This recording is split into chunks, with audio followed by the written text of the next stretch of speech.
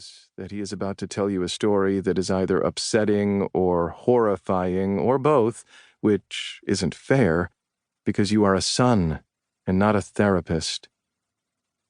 Your father is a dark, sturdy man, and so unlike you that as a child you were sure that one day Hagrid would come to your door and inform you of your status as a mudblood, and then your true life, the life without the weight of your father's history, pain, guilt, hopelessness, helplessness, judgment, and shame,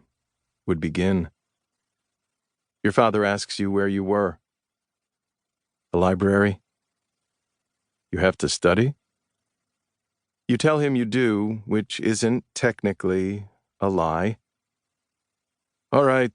he says in English, because he has given up on speaking to you in Pashto.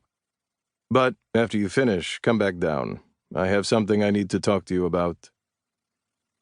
Hurry. When you get to your room, you lock the door and turn up MF Doom on your portable speaker to ward off mothers, fathers, grandmothers, sisters, and brothers who want to harp at you about prayer, Quran, Pashto, Farsi, a new job, new classes, exercise, basketball, jogging, talking, guests, chores, homework help, bathroom help, family time, and usually, mad villainy does the trick.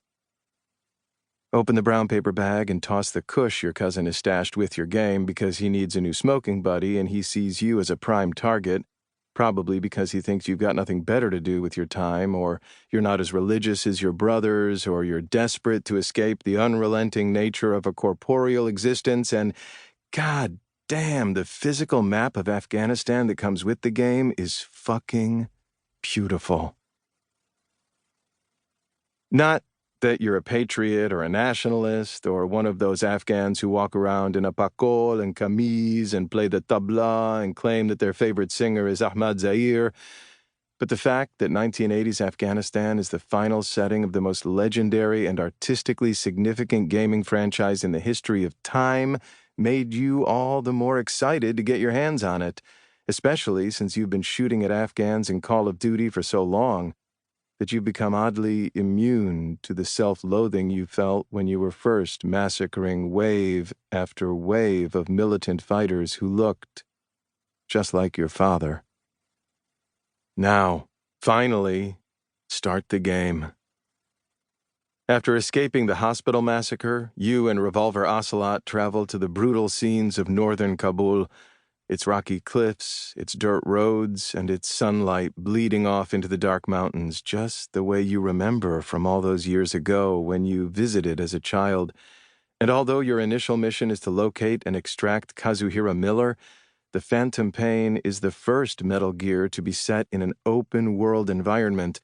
and you decide to postpone the rescue of Kazuhira Miller until you get some Soviet blood on your hands.